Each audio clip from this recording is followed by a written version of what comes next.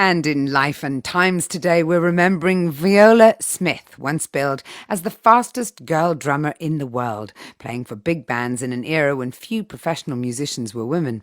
Here she is in action, but I urge you to look up our clip, which we've put on Twitter at Times Radio, because the sound alone can't convey the sheer exuberance of this performance.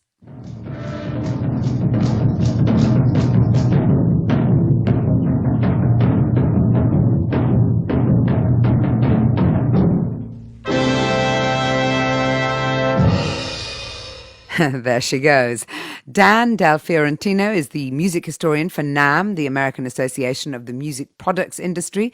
He first met Viola Smith in 2012 when he interviewed her. And Dan Shinder is the founder of Drum Talk TV and also knew her. Thank you both for joining me. Dan Shinder, what was Viola Smith's impact as a drummer? Wow. Interesting question, because the answer really is monumental, but yet very undermeasured. Many people in the drumming community, the music community, and casual music fans will recognize Karen Carpenter as, rightly so, a trailblazing female drummer that really helped open the door for modern day females to be more accepted as drummers. Now, if we go back, and that was very rightly deserved in the late 60s, early 70s. If we go back to the 1930s, working women was almost unheard of, let alone a drummer. So Vi was really just a true pioneer and trailblazer. And when I asked her in the interview I did with her at 102 years old, her, not me, she said she really became a drummer by default because her father had already handed out all the other musical roles to her siblings. And it's ironic how she's the one that really became the trailblazer in her field. Yeah, tell me a bit about the Schmidt or Smith family as they eventually evolved into being, because they were like this musical sort of family at an extraordinary time, all girls. Yeah, and my wife and I have a blended family of 11 kids and Wow. 19 grandkids, and 6 of those are females. So I can't imagine, what it would be like to not have that balance. But their parents did a great job, took them into music, which of course we all know that music helps children develop better study habits, its culture. And back then, if you look at where the 1930s were, the decade following the Roaring '20s, music was really sort of coming out of just the classical age and symphonic age and all of that. So I think her father really had a lot of foresight in developing young ladies into big band and swing musicians. And then later, when she was a little bit older, when Viola joined the Coquettes, and that's what that video's from, and people do look it up on the Times Radio Twitter. It's an amazing video, and she had an outlandish drum set even for back then. I think he really was a seer into the future and did not let stereotypes hold him back. He easily could have said, my girls are not going to be musicians, let alone a drummer. And he paid no attention to that. And it made a huge mark on society in many ways. And she became a drummer by default, though, didn't she? Because all the other instruments had been taken over by her 7 siblings. Exactly, which I think is funny because, again, she's the one whose instrument really came to the forefront as a female because it was so unusual, if not even heard of in the 30s for a female to be playing drums. And unfortunately, today in the 21st century, women are still facing a stigma. And from the beginning of Drum Talk TV, January of 2013, I vowed that I would be an advocate. And there's lots of great advocates for female drummers, whether they're little girls, whether they're women in their 60s and 70s who are finally retired and want to chase their musical dream. They're still facing some sort of stigma. Some of it is cultural, some of it is purely societal, Indeed. but altogether it's ignorance, and we need to get past that because there's so much Indeed. talent out there. Now, Dan Del Fiorentino, I referred earlier to the joy of watching her, and people can have a look at the clip on Twitter and see it for themselves. But can you describe for us how she performed? Absolutely. Thank you so much for having me. It's a blessing to talk about one of my favorite musicians and people. Viola was so powerful, and yet, in that diminutive little figure, she could be cool and calm.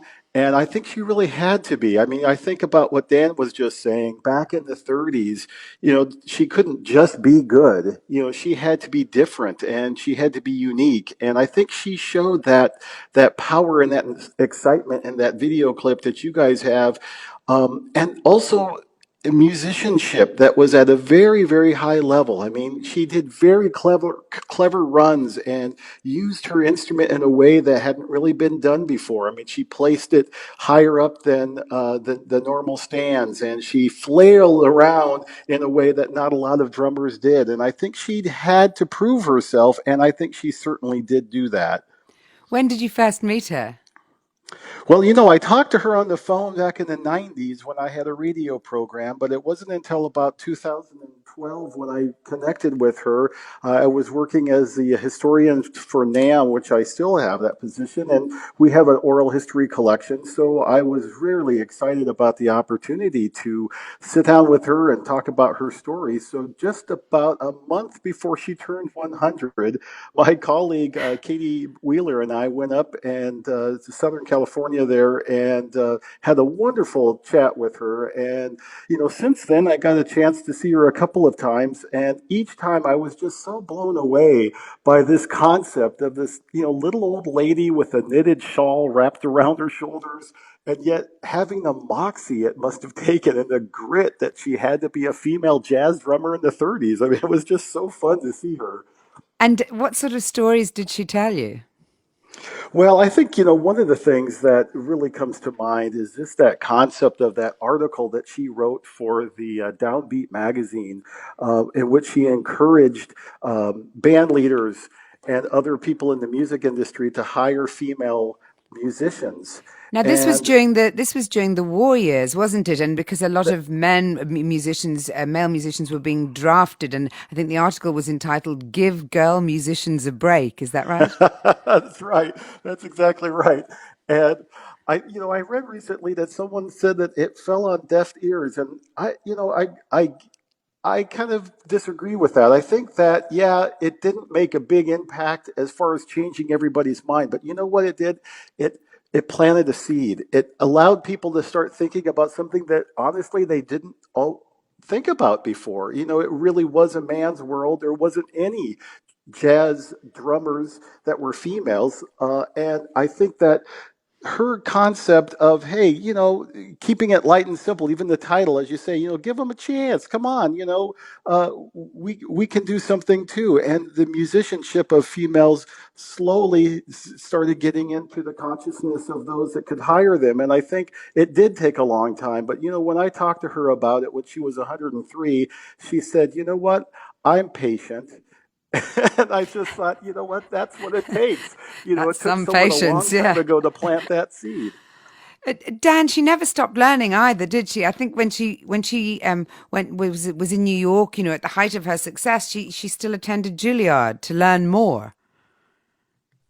Yes, I'm not, absolutely. I I'm not wasn't sure sure which which Dan Dan you're you're talking talking about. Go to. ahead, Oh, Dan. sorry, Shinder.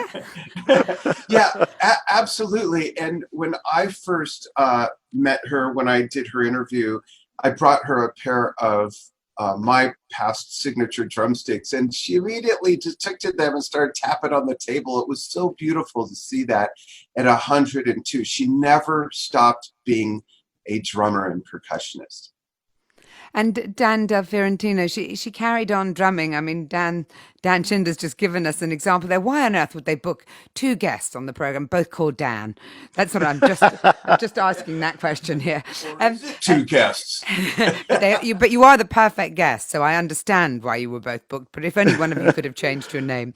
But Dan Fiorentino, she carried on drumming even after she retired. Can you tell me a bit about that period?